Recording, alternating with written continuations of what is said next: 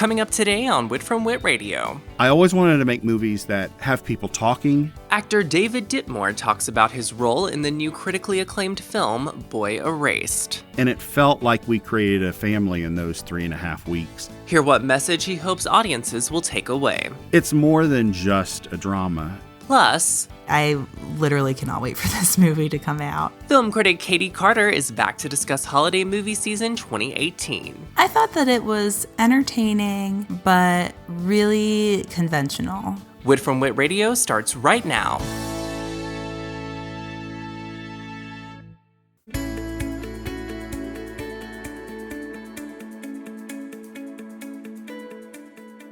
Well, conversion therapy is the controversial treatment of trying to change a person's sexual orientation from gay to straight.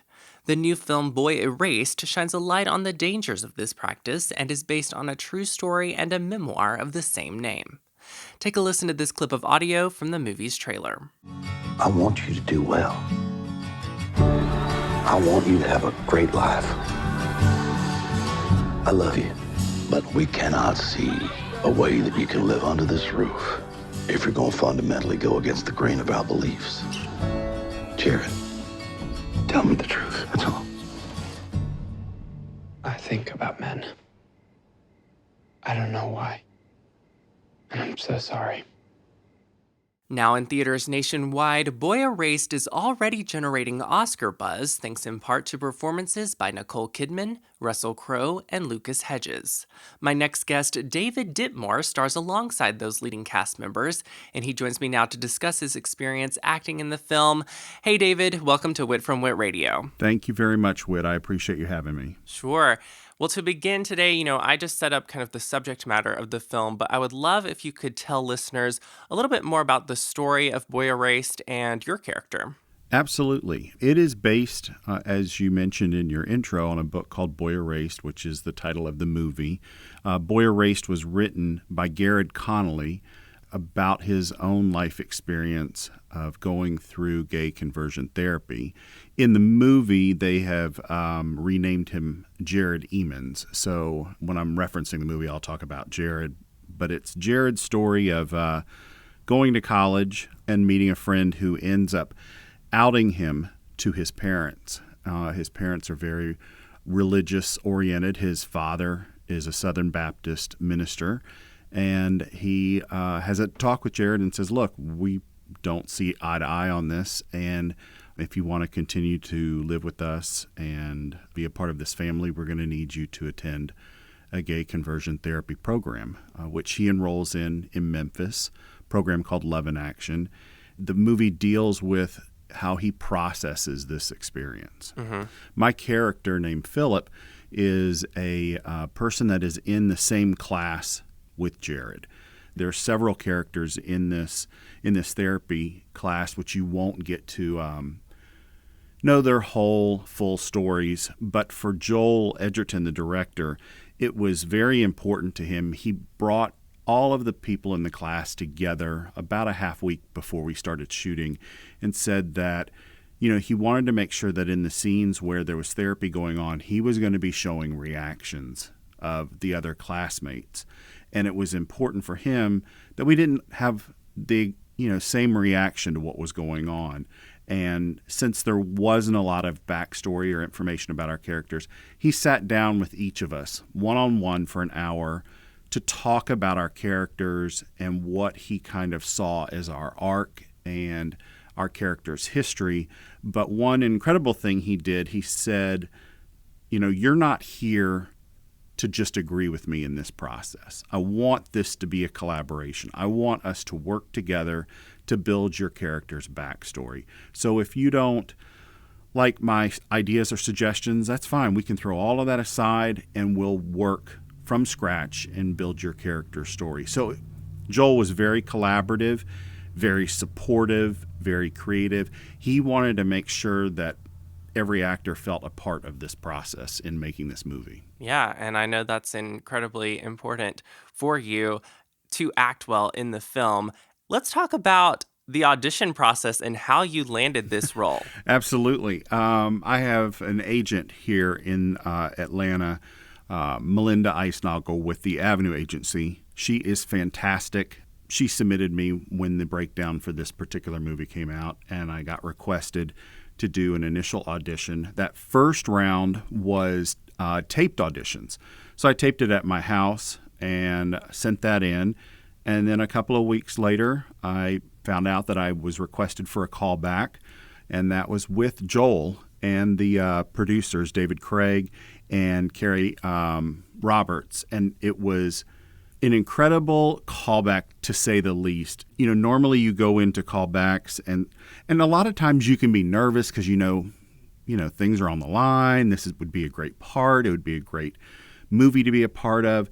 But I had really done my preparation for the audition, and my research, that I knew the people that were going to be in the room, and I felt very comfortable and very much ready. And so when I had the chance to meet everyone, it was just relaxing, And there was one part of the audition where my character is overcome with emotion and starts crying. And that was something that I had filmed in the taped audition, and I was ready to do in the live, callback. But Joel said right from the start, he said, "Hey, I just want to let you know what you did in the taped audition was fine, and I am not going to make you do that crying scene here. I'm not going to put you in that headspace." And that's an incredible gift, because as an actor, you're ready to do whatever is called for as far as your audition. But he was like, "No, we're not going to do that. Well, let's focus on some of the other scenes and see what you've got." And I thought that was incredibly generous. Sure. And so the production of this, you shot in Atlanta, correct? When did this take place, and how long? And tell me about the shooting of the movie. We were down there. The entire production was about a 2-month shoot in September and October of 2017 in Atlanta proper, but technically in Decatur, which is about 15 minutes to the east of Atlanta. And I was down there for almost a month in the month of September, shooting all of the therapy-related scenes. And working alongside Lucas Hedges, who, potential Oscar winner on his way. I mean, what was that like? And getting to work just alongside all of those phenomenal actors. Lucas is incredibly focused and was quiet on set in a very prepared and introspective way. He certainly would, talk with us in between takes and at lunch. I mean, he was not standoffish in any kind of way, but it was clear that he knew this movie was resting on his shoulders, and he was going to do everything he could to make sure that he was honoring the story, making it so that the audience could feel what was happening, in these scenes. I have one scene with Nicole, and it was really interesting because my character in that scene is paying attention to what she's doing. And that's not always the case, in scenes. Sometimes you're playing a character who's kind of oblivious to what's going on, and you purposely have to ignore what's going on around you. But I had the great fortune of getting to watch her. I got to pay attention to her as she was acting. And I'm standing there going, "Man, she is phenomenal." Right. And then I'm like, "Well, of course, David, she's I know, we all know, Nicole is an incredible actress, but when you get to, you're standing 10 feet from her, watching her actually do her craft, it just resonates in a way that's even stronger than just generally seeing her on screen." And then again, Joel seamlessly going between being a person that I'm acting with to also being the director, back and forth. How he mentally split that time, I don't know, and it was an incredible process to watch. Sure. And, I'm a big fan of Troye Sivan. We talked a little bit after the movie about how you were not aware of his pop stardom. Is that correct? That is correct. I am now very much aware of his musical success, and he is an incredible singer. But when I got on set, I did not know who he was. I had not fully researched all of the cast members that were in our movie, and so I just kind of started meeting people. Hey, how are you doing? And Troy sits next to me in the therapy, so we had several times to talk. And what do you do when you're not making films? And he's like, "Oh, I sing some." He totally downplayed his success, which I thought was awesome. And of course, I didn't realize it at the time. And I was like, oh, that's cool. I would love to do some singing too. And it wasn't until about 2.5 weeks in the process, a friend of mine said, do you realize, who he is? And I was like, no, huh? And they were like, you got to Google him. And I did. And so the next day I was like, so Troy, when you said you did a little bit of singing, you were kind of underplaying that. And he laughed. And then we got to talk about his music. And so, I was incredibly moved by the fact that you have so many talented people on this set, and none of them are there to go, I'm a big deal. You should be paying attention to me. They were all focused on the work and becoming a family, which that is what I took away at the end. I've kept in touch with a lot of the cast members from this, and it felt like we created a family in those 3.5 weeks. And that's something that I really do cherish. Seeing the film for the first time, I know you got to go to the LA premiere. What was that like? That was awesome. I mean, as an actor, everyone, dreams of having that moment, stepping on the red carpet with the flash bulbs going. But I tell you, I was really most excited to see my castmates that I hadn't seen in a year and to reconnect with them and see what they were doing. And then to sit down and watch the film together, because there was a tremendous amount of the film that I wasn't on set for. Right. So I was excited to see it just as an audience member, to go, oh, I want to see the rest, of this story, what, how those scenes came together and those performances. So it was very, very exciting to be on the red carpet and to talk with the press and have my photo taken. But I truly was more excited about reuniting with the cast and getting to see this film with them together. Now, as far as the positive reviews and the Oscar buzz for this film, I mean, what has your reaction been to that? Did you expect that, or is this just blowing your mind? Well, I certainly hoped that would be the case. I mean, I think in general, anytime you're doing a serious, dramatic movie, you certainly hope that it would get Oscar buzz, just on a general basis. But kind of what this story is about and the message that it's telling, it's more than just a drama. I certainly hope it creates a discussion, opens a dialogue for families, friends, coworkers. So as that became, more relevant, I was like, I really hope it gets a nomination, only because nominations, people a lot of times will go see movies just because they're nominated. Mm-hmm. They might not necessarily see them because of a particular star. They're like, I'm not a big fan of that person, or I'm not really a fan of that genre or story type. But if Hollywood's saying this is important, then maybe I'll go check it out. And because I do believe this is an important story and it needs to get out there, I started rooting for us to get, buzz, Oscar buzz, Golden Globe buzz, SAG Award, but all of that, so that people go, okay, maybe I need to check this out. So I'm thrilled that there is that talk about that, and I can't wait to see what happens with it as we kind of roll through these next few weeks of award seasons. What do you want audiences to take away from seeing Boy Erased? I want them to be aware of this story. Several of my friends that went to see it said afterwards they had no idea that there was even such a program, that this type of therapy existed.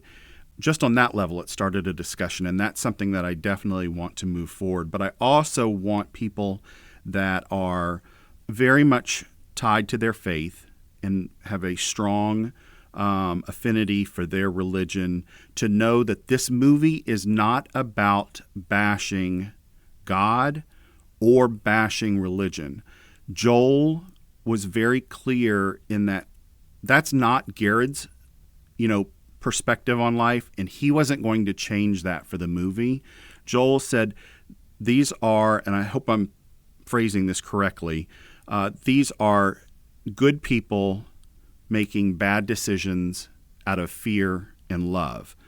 And, in that environment, I hope that everyone can kind of come and see this movie and appreciate it for the story that it is, even if you don't agree with it. Sure. People need to be aware that this is going on and then have a discussion about it. And I truly hope that it saves lives, and I truly hope that it brings people closer together, that might have differing opinions on this particular topic. Is there anything else you would like to say about your experience filming Boy Erased? I'm just honored to be a part of such an important movie with, such huge names. I mean, it's always exciting as an actor when you get to work with someone that is, a level above you.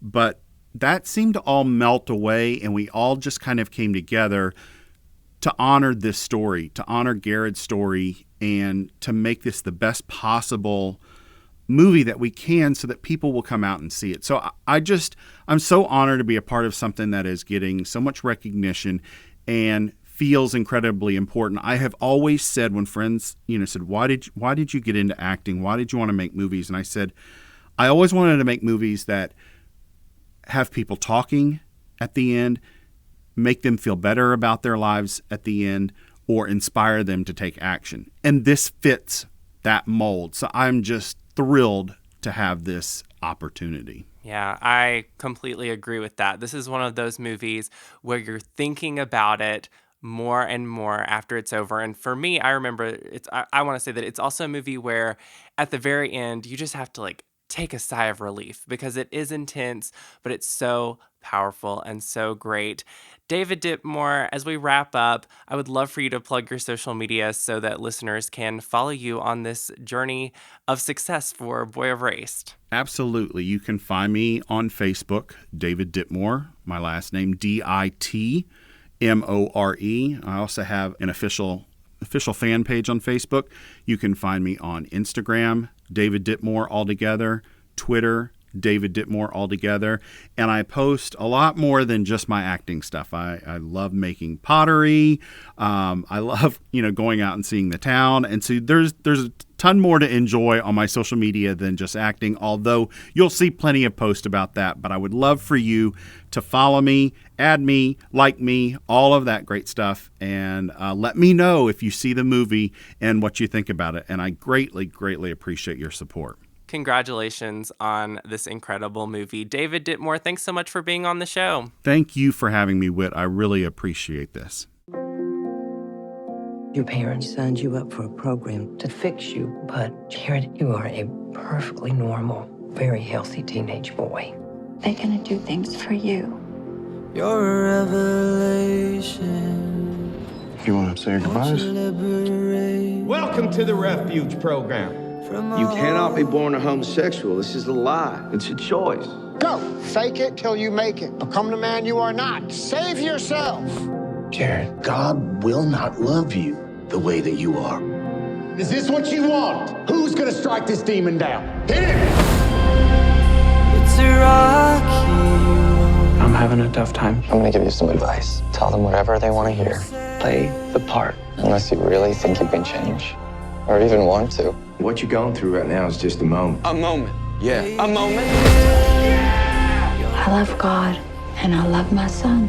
For your father, it's a little more complicated. We are not finished. I am, because you won't listen. Your father is sitting here. Tell him how you hate him. I'm not gonna pretend I hate my father. I don't hate my father. Then where is all this anger coming? Because you're making me angry. Open the door now. Mom! They say sometimes you gotta hurt a child in order to help them, but a mother knows when something isn't right. I don't want to pretend anymore. I've had to ask myself and God if I'm ready to lose you.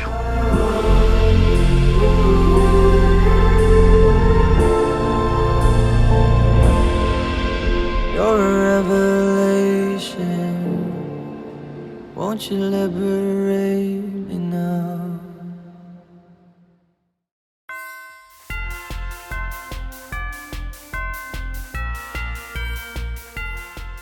We're in the midst of the most wonderful time of the year, and for film fanatics, that means a mix of new movies are hitting the big screen. Joining me now to discuss the 2018 holiday movie season is my friend and fellow film critic, Katie Carter. Hey, Katie, welcome back to the show. Hi, Whit. Thanks for having me. Of course. So earlier this year, we talked summer movie season, we talked Oscars, and now here we are. We're kind of in the middle of holiday movie season, but this is always a cool time of year because you get some holiday films, you also get some big, entertaining blockbuster type movies, but then you get the award season movies to watch, the films to keep an eye out for Oscar time coming up next year. Starting in the blockbuster category. Okay. Mary Poppins Returns, December 19th. Oh my goodness, Katie, I think this is the one. This is the one of the holiday season. Yeah, I think this is going to be huge. And I mean, it's Disney. It's a reboot of their classic Mary Poppins. It stars Emily Blunt, Lin-Manuel Miranda, and Dick Van Dyke is back. I mean, it's just got a great cast, new music, animation. It just looks fantastic. It really looks like they nailed it with this, in terms of comparing it with the great classic that is the original Mary Poppins. Right. And from the beginning, they have been very clear on the fact that this is a sequel. They're not trying to remake that Disney masterpiece from the 1960s. So, yeah, I am totally stoked about this. And from Cherry Tree Lane to Platform 9 3/4, we have another film from the Wizarding World out this year. It's Fantastic Beasts: The Crimes of Grindelwald. I'm not so interested in this one. What about you? You've seen it, right? I have seen it, and I will say that I really enjoyed the first Fantastic Beasts. I'm a huge fan of the original 7 Harry Potter books and the movies that were based on them.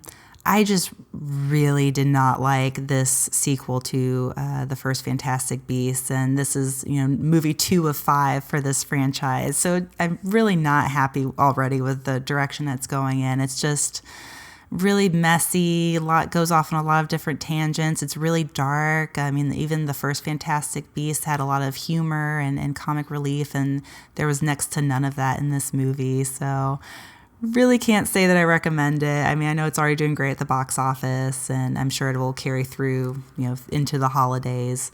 But yes, it's not good. Gotcha. Yeah.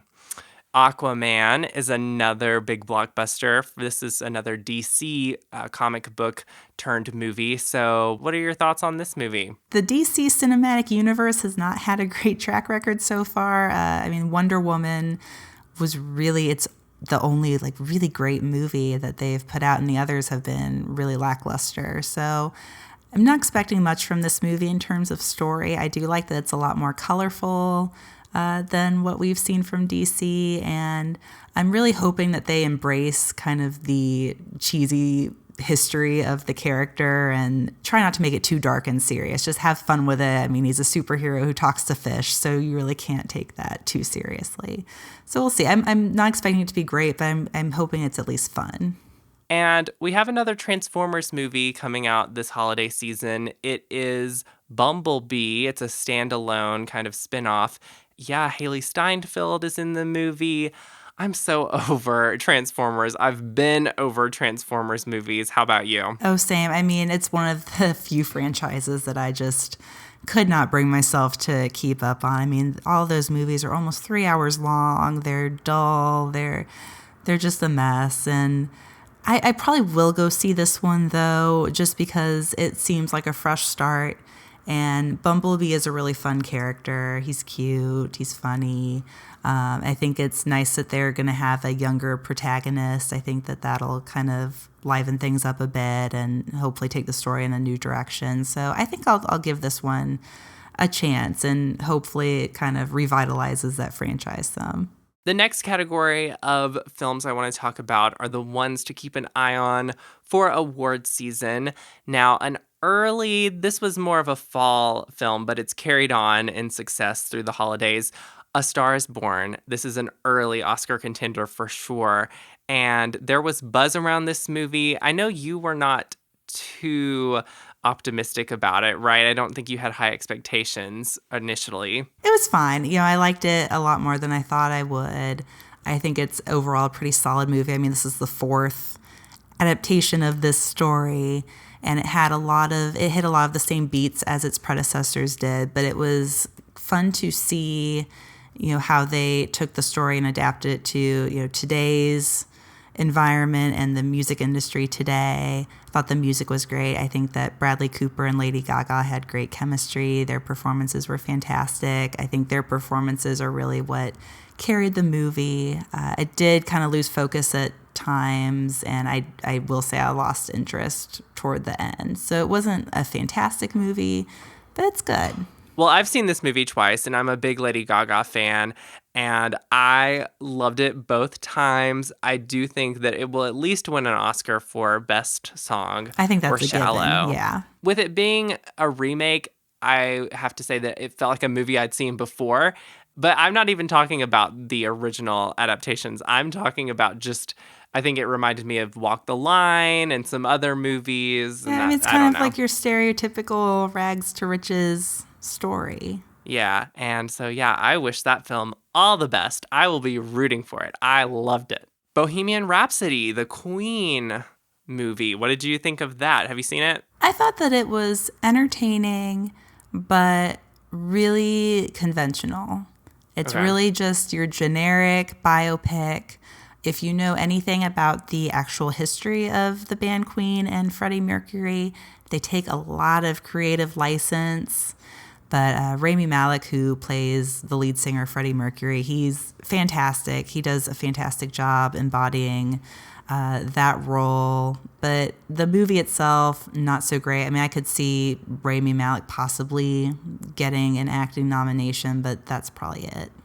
Moving on to a period piece called The Favorite. There's a lot of buzz around that. Are you excited? I know you have to be excited for that. I am so excited for this movie. I literally cannot wait for this movie to come out. I love all three actresses who are in it. I'm a huge fan of Olivia Colman. I'm so glad to see her getting more prominent movie roles. And then it also stars Rachel Weisz and Emma Stone.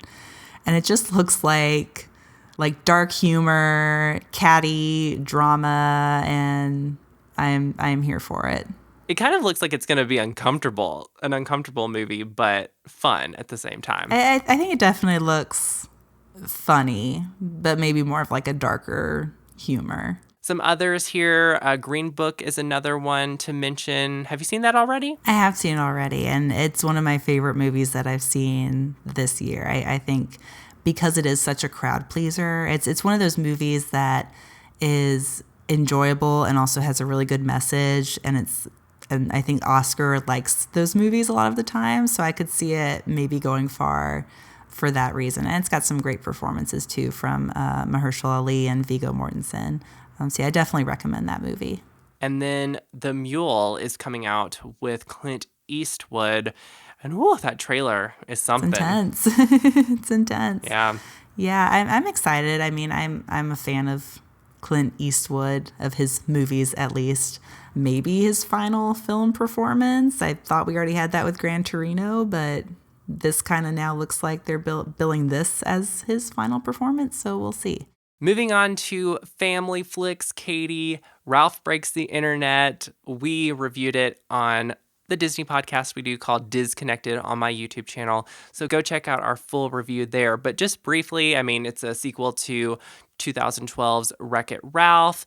And this time, Ralph and Vanellope go to the internet. So yeah, we talked about this film on Disconnected, but what would you want to say about it really quick right now, Katie? I think that it is an enjoyable movie, but not a great one. Yeah, that's about it. But it's very clever. I liked seeing how they built this like internet world in the movie. That was really cool. Agreed. It's fun. It's a little messy. Disney couldn't quite find a direction to go in with the story, but it is really clever, like you said. And you get to see the Disney princesses all together in one movie as shown in the trailers. So that's really cool. And the original Disney princess voices are all back. Well, for the most part. Yeah.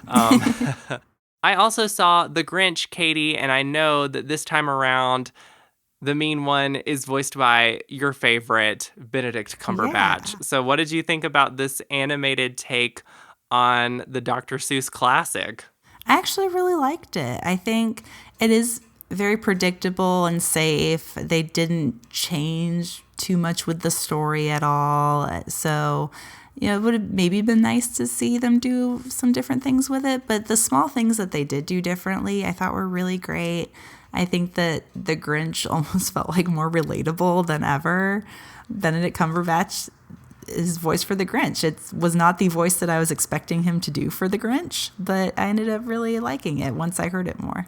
Not as good as the Jim Carrey live action and not as good as the animated classic TV special. I'm not a big fan of the live action ones, so I would probably argue that point with you. But oh, okay. Well, not today. For another time. Another Christmas flick is The Nutcracker. I am not interested in seeing The Nutcracker in the Four Realms from Disney. I know you're not a fan of this one either, though, and you've seen it. I mean, I love a good classic Nutcracker, but this is just a weird movie, really strange thing for Disney to do. It's very comparable to their live action Alice in Wonderland movies that have come out recently. So if you are familiar with those, you'll kind of be able to tell what direction this movie goes off in. Yeah, it's weird, and I can't say that I recommend it. Spider-Man Into the Spider-Verse is another animated family movie, and okay, this is cool. I'm interested. I'm so excited, mainly because the animation style is so different from anything else that is out there. It looks like the perfect marriage of 2D and 3D animation. It looks great. It's going to be great to see all these different Spider-Men from different universes. I mean, we get Peter Parker, of course, but there's also Miles Morales and Gwen Stacy, and it looks really fun. But yeah, I'm really hoping that the story holds up to my expectations. As of right now, I think that it looks fantastic, so I just hope that the content matches how great it looks. I'm really excited. I think it's going to be great. And then there's some other films that we want to get to here, Katie. I know Creed 2 is out following a big success a few years ago with Creed, the original. So have you seen that? I haven't seen it yet. I am planning to. I did really enjoy the first Creed. It surpassed my expectations by far. So I'm trying to lower those expectations a bit for the sequel because I'm sure it won't be as good, but I'm really excited for it. And I know a lot of people are also seeing this movie called Widows that's out. Still have to get to that one too. But yeah, I mean, that movie is even getting a little bit of awards buzz. It's kind of played on some festival circuits, and it's got a huge all-star cast. And yeah, I mean, it's written by the author of Gone Girl. It's directed by Steve McQueen, who did 12 Years a Slave. And I mean, Viola Davis, Michelle Rodriguez, Liam Neeson. I mean, the cast is just huge. So yeah, I mean, it's definitely a buzzworthy movie, I think. I'm excited to check it out, and hopefully it kind of lives up to the hype. There are a few comedies coming out this holiday movie season 2. Second Act, starring Jennifer Lopez. That looks like a classic rom-com kind of situation there. It's been a while since we've seen her in a movie like that, so what are you thinking? It doesn't interest me. But if you like those sorts of movies, then it looks like fun. So another comedy is Instant Family, and this is already out. It stars Rose Byrne and Mark Wahlberg. Yeah, that looks fun. I mean, it looks cute. It's not something that I would rush out to see, but I think it's a good alternative for people who aren't into like the more heavier action movies or the animated movies. It just looks kind of like a lighthearted but sentimental comedy that those people can go enjoy. And yeah, I mean, probably predictable but cute, I'm sure. Well, and that about does it for the list of films we had here. Obviously, there are several other movies out this holiday movie season that we haven't talked about today, but that's okay. We can't get to all of them. Katie, thanks so much for being on Wit from Wit Radio. It's been fun. It has. Thanks so much for having me.